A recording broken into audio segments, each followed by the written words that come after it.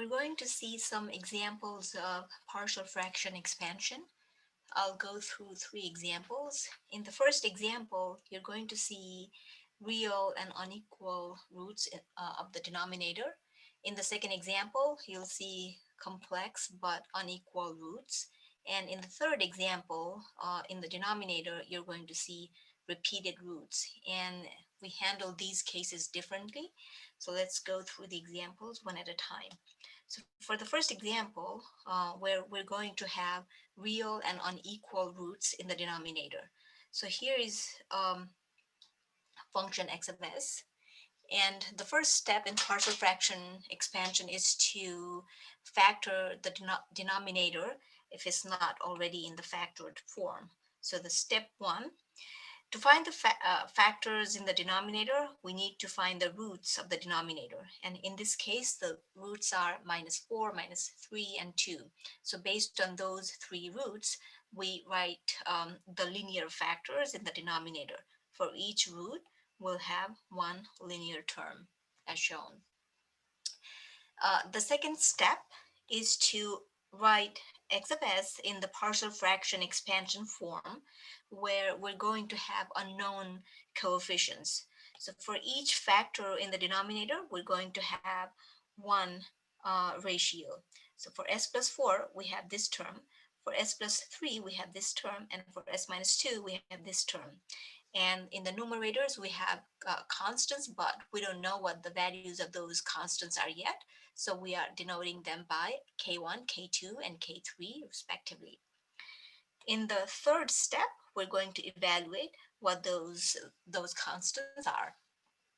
Okay, so to find K1, so what you need to do is take x of s, the whole expression for x of s, and then multiply that by the factor associated with K1, which is s plus 4, right? So s plus 4, we multiply that x of s by s plus 4. And then when we do the multiplication, so you'll see that this whole term is x of s. We multiply by s plus 4. We'll be able to cancel s plus 4.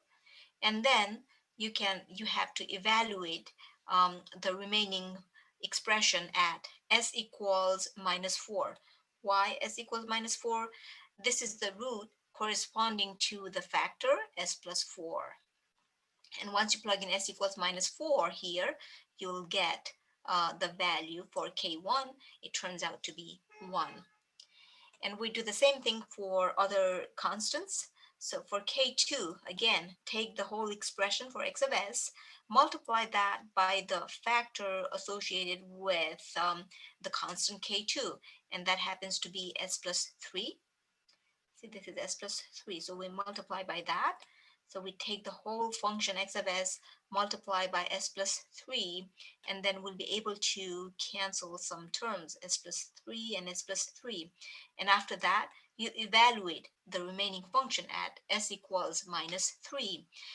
-3 because -3 is the root associated with the factor s plus 3. And if you do that, you'll get the value for the constant K2, it is -0.4. Similarly, for K3, again, you take the expression for x of s and then multiply that by the factor associated with K3, which is s minus 2. So s minus 2 goes there. So this is the whole expression for x of s. We multiply that by s minus 2, and we'll be able to cancel s minus 2's. And then we plug in s equals 2, because 2 is the root associated with s minus 2 factor. And if we do that, we'll get the value for K3 as well. Once you have the values for K1, K2, and K3, go back to the partial fraction expansion form and plug in K1, K2, K3, and there you have the partial fraction expansion for x of s, and that is the answer. That was for real and distinct unequal roots. Now let's look at another example where we're going to see complex and unequal roots. So the procedure for the complex case is not very different from the real case. In a way, it actually becomes easier, and I'll explain why. So here is one x of s. The first step is again factor the denominator if it's not already in the factored form. To find the factors, we need the roots of the denominator. In this case, they happen to be minus 2. So we have one real root, and then we have complex conjugate pairs. These two roots are complex conjugate pairs. So based on these roots, we write in step 2, we write the partial fraction expansion of x of s. So for each root, we'll have one ratio.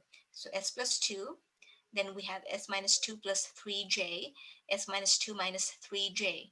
And then we have unknown coefficients. And even though we have three factors, we have only two unknowns here, k1, k2. And because the roots associated with K2 and the third ratio, they are complex conjugates of each other, their coefficients are also going to be complex conjugates of each other. So once you have K2, the third constant is just going to be the complex conjugate of K2. We don't need to evaluate K3 again. Okay, so let's go to step 3 where we're going to evaluate these constants K1, K2, K1 and K2. For K1, again, take x of s, the expression for that, and multiply that by the factor associated with K1, that is s plus 2. So s plus 2 comes here. And then we evaluate this at the root associated with s plus 2, which should be minus 2.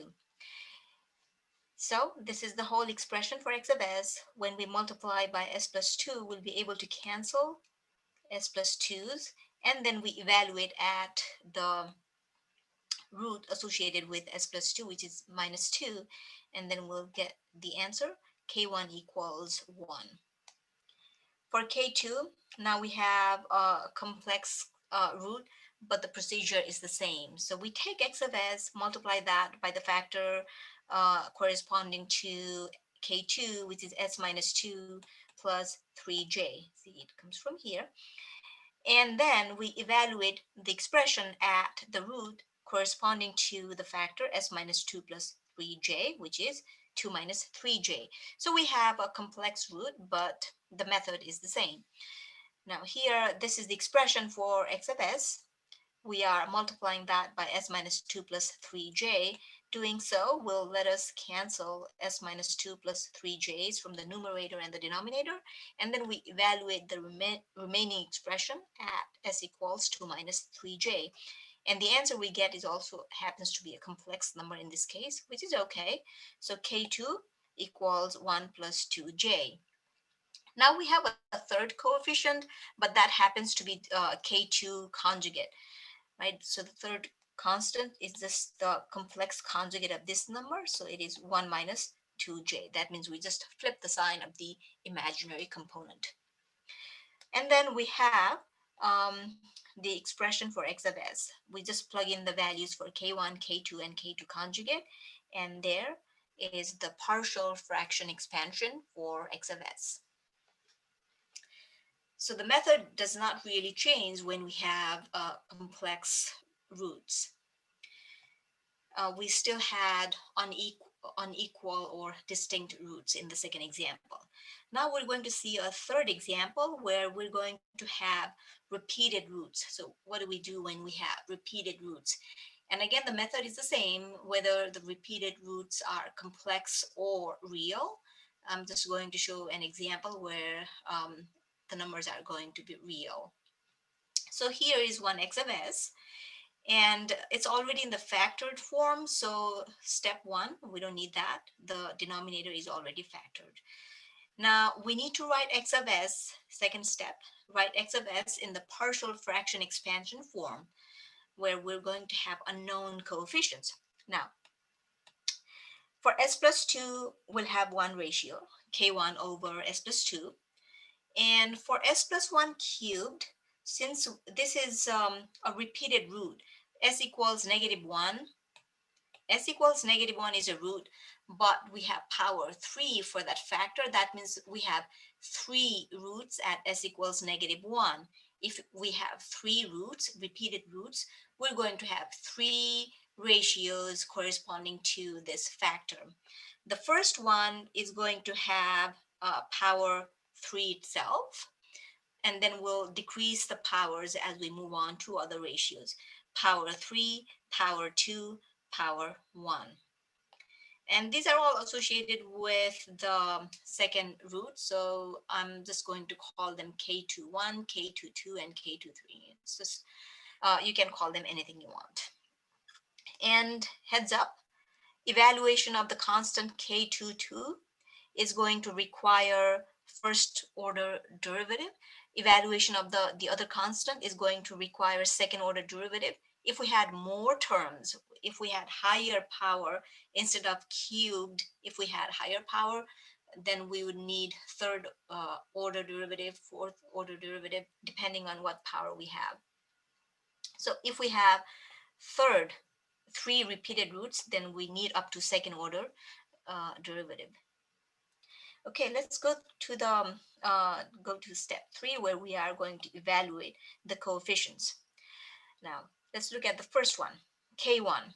K1 is just there is only one root at s equals -2. So evaluation of this is similar to the methods we already went through.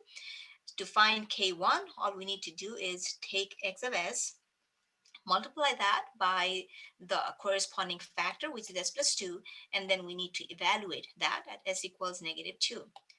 So this whole expression is for x of s, and as we multiply that by s plus 2, we can cancel s plus 2's, and then we evaluate at s equals -2, which yields k1 equals -1, right? So that part was similar to the evaluation of the coefficients that we saw in the previous examples. This one, K21 over s plus 1 cubed. So again, s plus 1, s equals -1 is a repeated root. Now we are trying to evaluate the coefficient corresponding to the highest power of s plus 1. For the highest power of s plus 1, this one is going to be this, the method is going to be the same as before. There is no derivative involved because the factor has maximum power. So to evaluate that, what we do is, again, take x of s, multiply by the factor associated with k21, which is s plus 1 cubed. So take the entire denominator, s plus 1 cubed. Okay, so here we have the expression for x of s. We multiply by s plus 1 cubed so that we can cancel s plus 1 cubes from the numerator and the denominator. And then we need to evaluate this at s equals -1 because that is the corresponding root. And when we do that, we get the value for k21, which is just 1. Okay, so K21 wasn't that bad, but for K22, we're going to need the first order derivative. So how do we do that?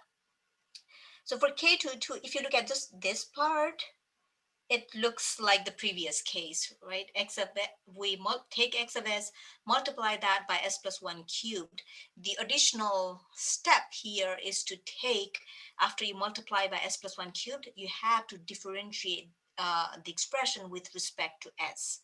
So this derivative is the additional step here. And then only after you do the derivative, you plug in s equals -1. Again, that plugging in s equals -1, it should be the last step. Okay, so first take x of s, which is over here, multiply that by the factor associated with K22, which is s plus 1 cubed. Even though if you look at the denominator of K22, we have s plus 1 squared, but we still multiply by s plus 1 cubed. Okay, this power should be the number of repeated roots, regardless of the denominator of K22. So you should be able to cancel s plus 1 cubes. And then what we are differentiating is 1 over s plus 2. and differentiate that, we'll get this expression. And then only after that, plug in s equals -1. It turns out to be -1 itself in this case. Okay, that was K22. Now the next coefficient. The next coefficient is going to require second order derivative. So again, if you look at just this part, it looks like the previous case. We took x of s, multiplied that by s plus 1 cubed, but you need to take the second derivative of that with respect to s and then plug in at s equals -1. That is the last step. And also what you have is 2 factorial. The order of the derivative is 2. The factorial that you divide by is also going to be 2. So if we, in this example, we don't have a third order or fourth order derivatives. If we had a third order derivative, you would multiply that by 3 factorial. If you had a fourth order derivative, you would multiply that by 4 factorial. Okay, so in this example, what we're going to have is x of s given by this, then s plus 1 cubed is here. We'll cancel that first. And then we find that we need to find the second derivative of 1 over s plus 2, which we can write like this. And we already actually found the first order derivative. So we already have an expression for this when we were trying to evaluate K22. So copy that, right? That was -1 over s plus 2 squared. But we need to differentiate with respect to s one more time. And if you do that, you'll get this expression. Don't forget this 2 factorial. And once we're done differentiating, we plug in s equals -1, and that will give us the value for this coefficient, K23. And this one also turns out to be a simple one. All right, now let's get back to our partial fraction expansion form for x of s. We now have the values for all the constants, and that means x of s has this partial fraction expansion form.